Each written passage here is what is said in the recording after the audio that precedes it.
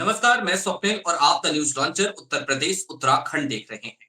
अखिलेश के सांसद ने योगी आदित्यनाथ की पुलिस को रगड़ दिया और जिसके बाद बड़े बड़े अफसरान के चेहरे के रंग उतरते हुए नजर आए। जी हाँ, पूरी खबर जरा विस्तार से समझने की जरूरत है। सबसे पहले जरा हमारे संपादक आशीष चित्रांशी जी को जोड़ लीजिए। आशीष जी, बहुत बहुत स्वागत है। सबसे पहले जरा धन्यवाद। रामजी लाल सुमन का वो बाइट हम दर्शकों को सुना देते हैं कि दरअसल ये माजरा था क्या, वो दृश्य कौन सा था, फिर पूरी खबर विस्तार से बताएंगे। चलाइए, जरा सुनाइए रामजी लाल सुमन। मैं पॉलिटिकल आदमी हूँ। पार्टी का मैं पॉलिटिकल आदमी हूँ। पार्टी का राष्ट्रीय महासचिव हूँ। 5 बार MP रहा हूँ, भारत सरकार मंत्री रहा हूँ। तो मेरी सामाजिक जिम्मेदारियां हैं। मुझे जिले से बाहर भी तो बाहर जाना पड़ता है। आपने तो मुझे कैद कर रखा, मैं कहीं जा नहीं सकता। के सांसद आप दिल्ली चले गए, हमने आपको लगा कि आपको सोने की व्यवस्था भी दी है। मैं दिल्ली चला गया। मैं सुनिए, उस टाइम पे कोई ऐसा अरे हमारी बात सुनो, उठे कि हमारे जाने के बाद वहाँ तनाव हुआ। तनाव नहीं, हमारे ऊपर बाकी कोई ना बोले, सांसद जी को बोलने दीजिए। हमारे ऊपर हमला हो सकता है, आपके पास ही हम पूछे। जी, तो वो जो हमलावर है उनमें जूते मार के बंद क्यों नहीं करते आप मेरा इंतजाम कर रहे हैं, उनका इंतजाम क्यों नहीं करता? उनके ऊपर भी कार्रवाई होगी। नहीं, कोई कार्रवाई अब तक जो सांसद जी मेरी बात सुनिए। अब तक जो व्यवहार में आया, मैं अनावश्यक रूप से आरोप नहीं लगाना चाहता।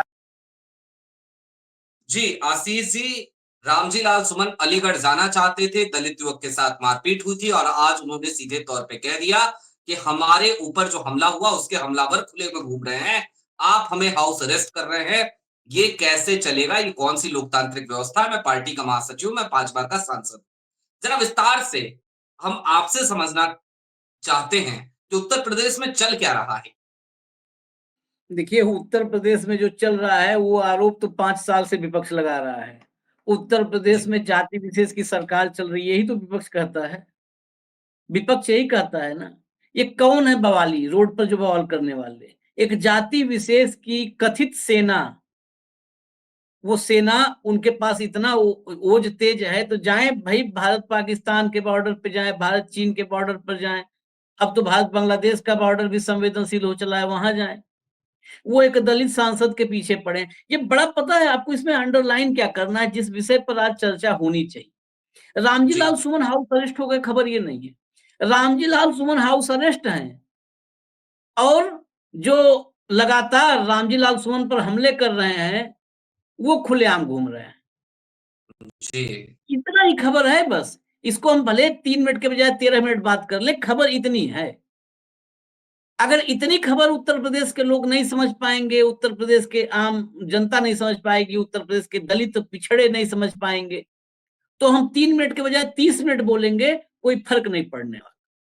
समझने वाला 3 मिनट में समझ जाएगा। ठीक बात। सांसद सांसद क्या होते हैं? जनप्रतिनिधि। जनप्रतिनिधि का काम क्या है?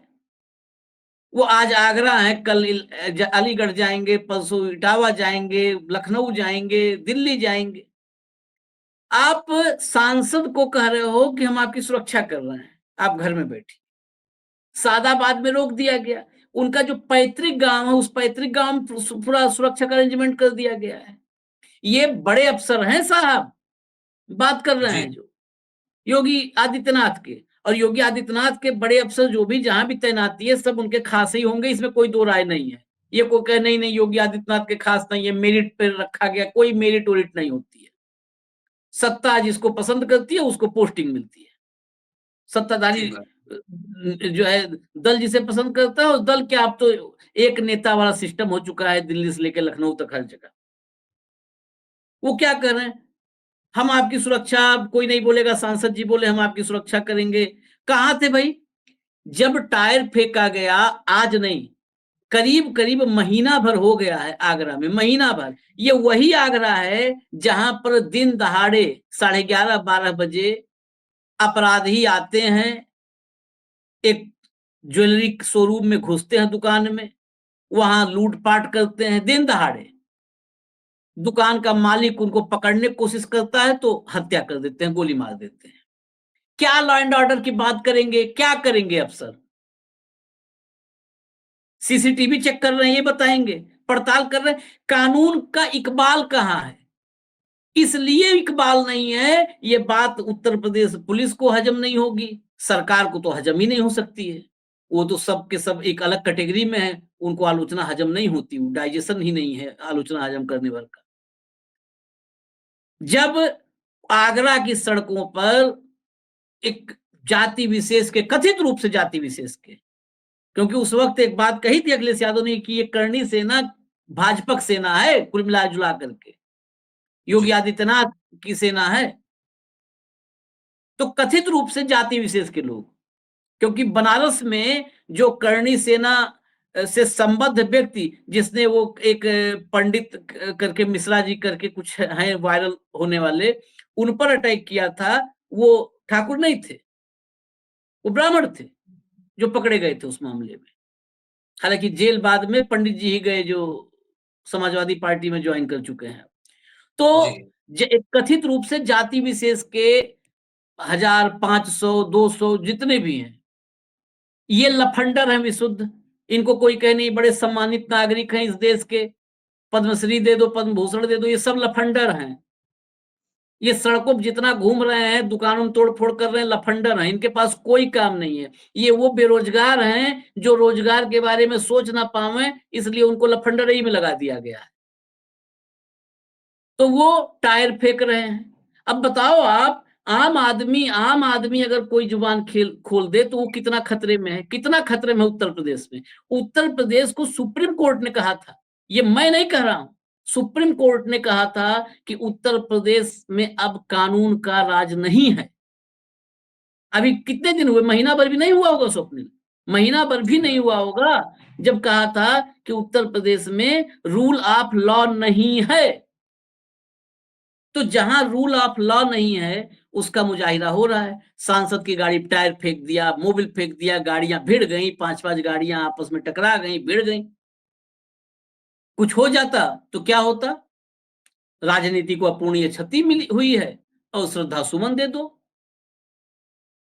आप बताओ, अगर जो जिस तरीके से रामजी लाल सुमन की गाड़ी पर, बहुत मैं सिंपल भाषा में और 5 मिनट मात्र इस विषय पे हम बोलेंगे, जिस तरीके से रामजी लाल सुमन की गाड़ी पर हमला हुआ था, उस तरह किसी भाजपा के सांसद, आजकल के तमाम स्वयंभू हिंदूवादी नेता, उनकी किसी गाड़ी पर टायर मोबिल फेंक दिया गया होता, गाड़ी टकरा गई होती। कितने घर जमींदोज अब तक हो चुके होते। और तार, भाई साहब, जितना तार बिजली का नहीं बिछा है हिंदुस्तान में, उससे लंबे तार जुड़ गए होते। ये जो है ना, वो अमिताभ, यश, प्रशांत कुमार, ये सब बहुत तेजस्वी हैं।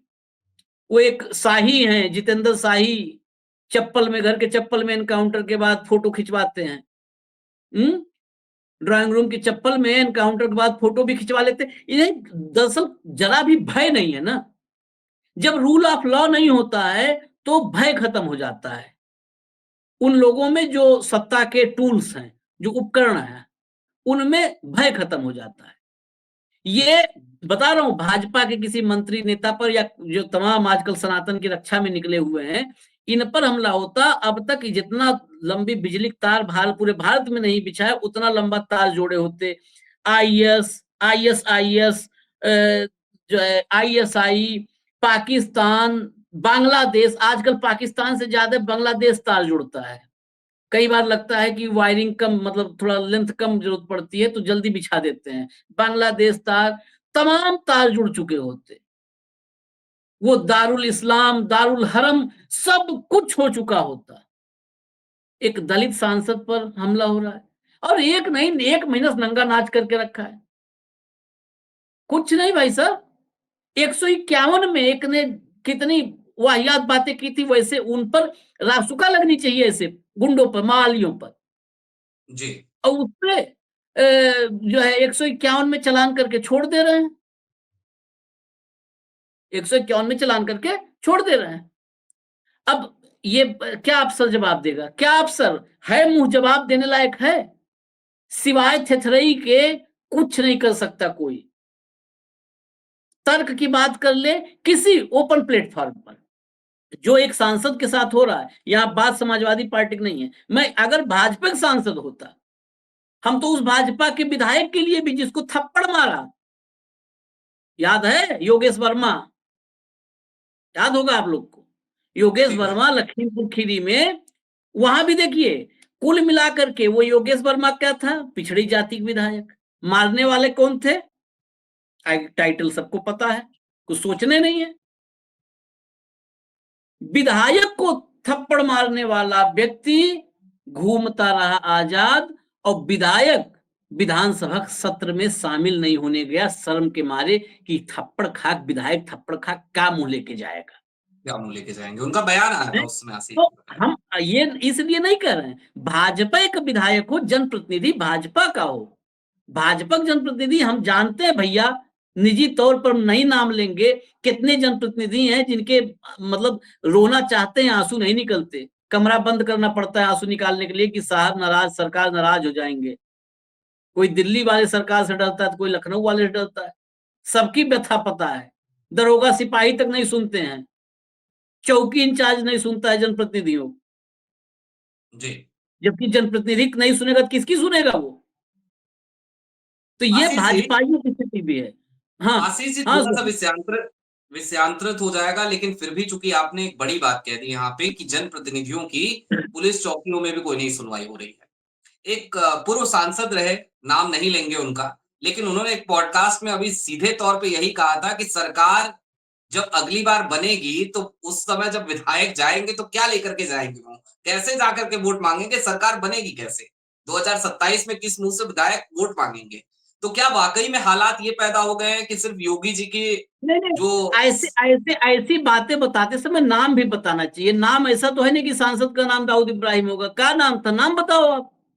जी ब्रजभूषण शरण हाँ? सिंह, उन्होंने खुद भी कहा कि मैं कंट्रोवर्शियल हूं, लेकिन मैं क्या बोलूं, मैं तो यही कहना चाहता हूँ। जी, तो उन्होंने बिल्कुल सीधे ठीक तौर कहा। पे इस चीज को कहा। ब्रजभूषण शरण सिंह की, हम लोग देखिए मुद्दों पर आधारित अगर आलोचना होती है तो मुद्दों पर आधारित होती है। किसी का ऐसा जी तो है नहीं कि खेत बाड़ी का झगड़ा है, खेत बाड़ी, गाय भैंस, इसका तो झगड़ा वो वाला है नहीं, किसी से हमारा लेने देना नहीं है कि उस वो मसला होगा। जो नाराज एकदम होगा हमारी इसी पत्रकारिता से नाराज होगा। ब्रजभूषण शरण सिंह तमाम मसले, रेसलिंग फेडरेशन का मसला हो, हम आलोचना करते हैं। लेकिन एक बात है ब्रजभूषण शरण सिंह में, वो सरकार या योगी आदित्यनाथ या मुख्यमंत्री या इनके औरा, इस सब से कोई डर नहीं रहता है ब्रजभूषण को। ब्रजभूषण शरण सिंह बड़ा साफगोई से, अपनी सरकार हो, मुख्यमंत्री के तेवर, मुख्यमंत्री का लाव लश्कर कितना बड़ा हो जाए, वो बड़ा साफ बोलते हैं। और सच, इस बात में कोई दो राय नहीं।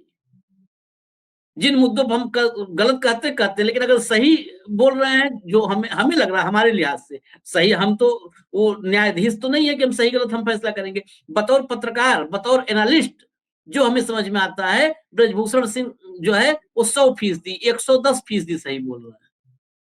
क्या मूल्य जाएगा विधायक भाई, विधायक, राजनीति हम नहीं चर्चा को खींचना चाहते थे। जनप्रतिनिधि होता क्या है, जनप्रतिनिधि कार्यकर्ताओं, जिसके पीछे कार्यकर्ता चले, जनता उनको चुने, और जनता चुनने के लिए वहां चुनाव हो पाए। आज के दौर में अब लोग कह देंगे कि नहीं मोदी जी जनप्रतिनिधि बना देते हैं, राजीव कुमार जी बना देते हैं, वो बात अलग हो गई ना, वो तो डेमोक्रेसी हाईजैक हो गया।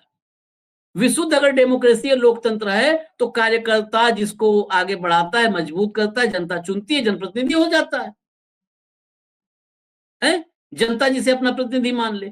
तो किसे मानती है, कार्यकर्ता किसके पीछे होते हैं, जो कार्यकर्ता के लिए थाना, चौकी, कलेक्ट्रेट, कप्तान के यहाँ सब जगह खड़ा होता है, उनके काम के लिए खड़ा होता है, उनके हक के लिए खड़ा होता है, उनके धरने में जाता है, प्रदर्शन में जाता है, उनके घर बर्थडे में जाता है, तिलक में जाता है, ब्याह में जाता है, तेरहवीं में जाता है, वही उसके पीछे कार्यकर्ता होते हैं।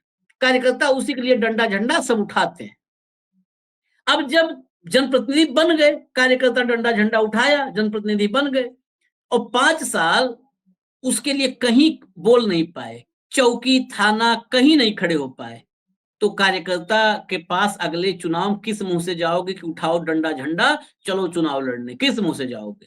फिर राजीव कुमार के पास जाना पड़ेगा, ज्ञानेश कुमार के पास जाना पड़ेगा, और जब तक भाई आपको भरोसा है कि हम उस सिस्टम से बन सकते हैं, जो आरोप है तो यही तो आरोप है कि भाई चुनाव आयोग की सारी कार्यप्रणाली संदिग्ध है, तो उनके भरोसे आपको लगता है जीत सकते हो तो जीतो। लेकिन अगर जनप्रतिनिधियों की सुनवाई नहीं होगी तो ये रामजी लाल सुमन की ही बात नहीं है। मैं इसीलिए योगेश वर्मा को भी लाया इस बात में। योगेश वर्मा, आप बताइए, आप कहते हो कि हम सबका साथ सबका विकास ये कर दिए वो कर दिए, एक पिछड़ा विधायक थप्पड़ खा करके बताइए क्या अंतर मन की पीड़ा समझिए। आम आदमी कहां जाएगा? आम आदमी क्या सुनवाई होगी जब विधायक की नहीं सुनवाई हुई? स्वप्निल, इससे बड़ा क्या सवाल है? सत्ताधारी दल के विधायक की नहीं सुनवाई हुई तो आम आदमी क्या सुनवाई होगी? ये दलित सांसद हैं, अपोजिशन में है, कह रहे हैं हमें क्षेत्र में जाएं तो हम तो जनता के बीच में हमें जाना है।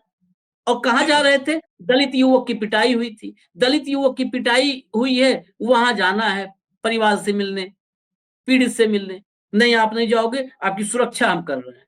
अरे गजब सुरक्षा कर रहे हो भाई साहब, गजब। जी। इस देश में सबसे ज्यादा सुरक्षा किसकी है? इस देश में एक सवाल आखिर कर रहा हूं बस, इस देश में सबसे ज्यादा सुरक्षा किसकी है? प्रधानमंत्री किसकी जी बताइए? की। हाँ, प्रधानमंत्री जी की, नरेंद्र मोदी जी की।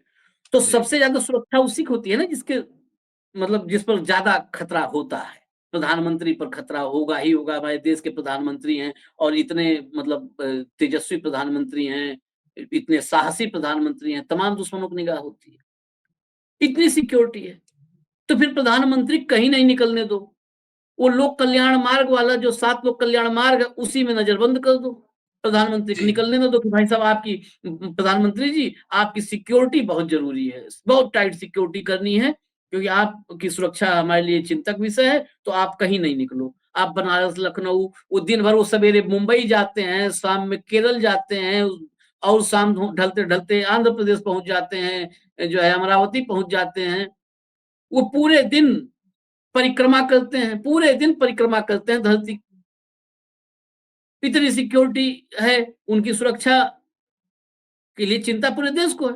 वो पूरे दिन धरती परिक्रमा कर रहे हैं, उनको घर में बिठा दो। सुरक्षा का मतलब ये होगा कि जनप्रतिनिधि घर में बिठा दो, और जिससे सुरक्षा खतरा है वो रोड घिस रहा है चप्पल से, है? वो चप्पल से रोड घिसा पड़ा है, छुट्टा घूम रहा है। ये जिस भी सिस्टम में है, वो सिस्टम सुप्रीम कोर्ट के उस बयान को चरितार्थ करता है कि उस सिस्टम में रूल ऑफ लॉ नहीं है। स्वप्निल, बस। बहुत शुक्रिया आशीष जी जुड़ने के लिए इस मसले पर दर्शकों को समझाने के लिए कि दरअसल उत्तर प्रदेश में चल क्या रहा है। बहरहाल अभी के लिए दीजिए इजाजत। ऐसे ही तमाम अपडेट्स, तमाम डेवलपमेंट्स के लिए जुड़े रहिए the news launcher Uttar Pradesh Uttarakhand के साथ। शुक्रिया।